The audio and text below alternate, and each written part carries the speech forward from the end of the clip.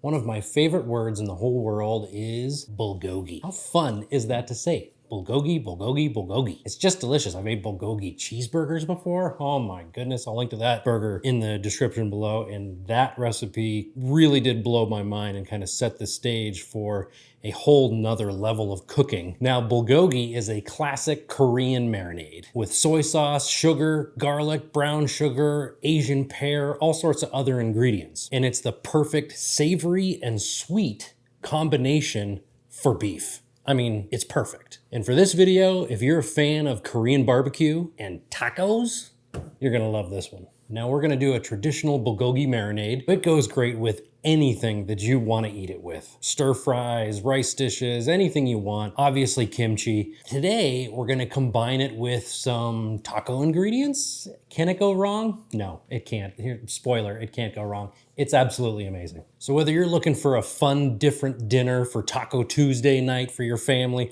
or if you're looking for a fun appetizer for a party, or a new way to impress your friends with flavors they've never even dreamed of before, bulgogi anything is the right choice, but bulgogi tacos, you're gonna love them. So here's what you're gonna need. You're gonna need one Asian pear, or just a regular pear if you can't find an Asian pear. Asian pear is kind of interesting. It's a little more gritty, so I think that kind of adds to the texture of the marinade and to the beef when you go to cook it in its final product. You're gonna need soy sauce, 1/4 cup. You're gonna need brown sugar, 2 tablespoons, red pepper flakes, 1 teaspoon, or if you want it more spicier, add a little bit more. You're gonna need some fresh ginger, at least 1 teaspoon. Now I like that a little bit more than 1 teaspoon because I like it to be really bright. And you're gonna need some delicious sesame oil too. 1 teaspoon. Just 1 teaspoon, you don't wanna overdo it with the sesame oil. And you're gonna need Korean spicy red pepper paste, gochujang. You're gonna need at least 1 teaspoon. Now, if you like really spicy, then I would go 1 tablespoon or more. You just have to kind of play with this to see what you like and how spicy and sweet and savory you want it all to be. It's totally up to you. That's the beauty of cooking. Now, you're gonna want at least 4 garlic cloves. I like it a little extra garlicky, so I will throw it 6, but at least 4 will do you. And you're gonna need kimchi. Now, if you don't know how to make kimchi yourself, I'll link to a video below that is probably one of the best how to make your own kimchi videos. It's by Monchi, and she is just one of the most adorable people on this planet. You're gonna love this video. Go check it out if you wanna learn how to make your own kimchi. But if you want to find kimchi in a grocery store that's already bagged or in a jar or whatever, my favorite that I've tasted, and I've tasted a lot of different bagged and jarred pre-made kimchis, check out Cleveland Kitchen kimchi. Now, I don't buy the traditional kind, I buy the spicy kind, and I'm telling you, it's wonderful. So in a pinch, if you want to buy kimchi at a grocery store, check out Cleveland Kimchi. It's fantastic. It's definitely one of the better pre-made kimchis that I've ever tasted. No, they are not a sponsor either. It's just a fantastic product. Now, a lot of times they use ribeye, which is another great meat to want to use for your bulgogi marinade, for your bulgogi beef, right? But this time we're doing flat iron steak. You want to take your flat iron steak, throw it in the freezer for about 20 minutes just to kind of make it a little harder. That way, when you go to slice it into strips, you can slice it much thinner than you could if it was just a flaccid piece of meat, you know what I mean? Oh boy. Now you're gonna wanna use a blender or a food processor to make all this much simpler for you. If not, you can grate everything.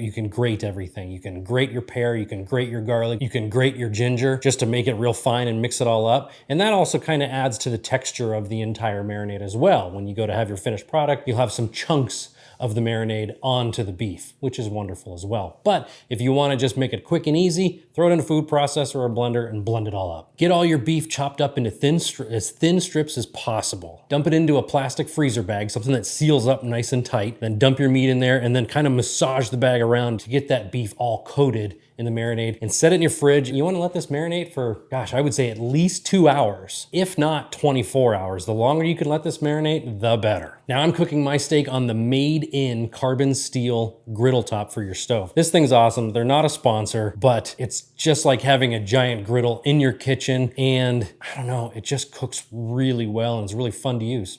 So I like to use it. Get that griddle top nice and hot. You want it to sizzle as soon as you throw your beef down. You know, you want to create some nice texture on your beef, and it's going to cook quick. So be wary and be mindful that you don't overcook the beef so it becomes chewy. It's just going to take a couple minutes to cook this entire lot of beef. Once your beef is done, easy. Clean off your griddle or your pan, throw some oil in, and then toast up your tortilla shells. If you're using tortilla shells, you're welcome to use whatever you like. In this case, I use tortilla shells. So just toast them up a little bit and get them warmed up. Throw them into a nice little taco holder. It's key to have these taco holders so that you can build your tacos like a monster, right? You want your tacos to be monsters. That's what I like to have anyway, monster tacos. So you're gonna add your beef into your tacos. I topped mine with bean sprouts as well. Adds a nice little salty, savory little pop in there and a little bit of crunch as well. Then I added my Cleveland kimchi to the top of that. And then I chopped up the tops of green onion to put them on top of there for some added crunch and a little bit more sweetness. I also picked up this spicy kimchi mayo for a little dressing on top of the taco. Now you could make this yourself if you wanted to. It's pretty easy, but